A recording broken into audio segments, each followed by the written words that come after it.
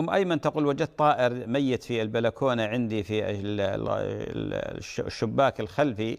تقول: قلت لزوجي يعني خذ هذا. تقول زوجي يعني خاف شوي، أخذه وضعه في كيس ورماه في الزبالة. تقول: أنا قلت له احفر له وادفنه. تقول: ما حكم ذلك؟ أختي أيمن بارك الله فيك، بالنسبة لي الدفن هذا خاص ببني آدم، لذلك الله تعالى قال: ولقد كرمنا بني آدم وحملناهم في البر والبحر ورزقناهم من الطيبات وفضلناهم على كثير ممن خلقنا تفضيلا. ويقول جل وعلا: فأماته فأقبره. وجعل الله عز وجل الأرض كفاة، يعني لبني آدم.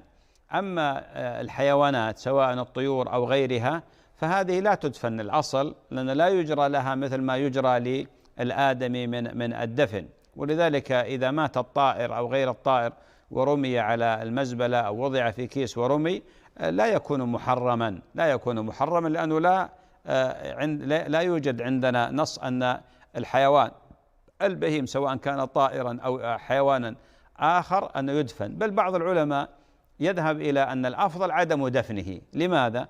قال: حتى تنتفع به بقية الحيوانات، فتأكله مثلا الحيوانات مثل الحيوانات المفترسة أو غيرها، تأكل هذا الميت من الحيوانات وتنتفع به، لأن المسلم ما يجوز أكل الميت، لكن الحيوانات غير مكلفة. فما فعله زوجك صحيح، لكن أنبه إلى قضية: إذا كان والله هناك منع وتترتب على ذلك عقوبات مثلا، لا، الإنسان المسلم لا يذل نفسه ولا يعرض نفسه للمساءلة أو للعقوبات. فإذا قالوا ممنوع رمي حيوان أو طائر ميت في المزبلة أو في كذا، يعني يتصل بالجهة ويقول له مات عندنا كذا، هم يأخذون هذا الطائر.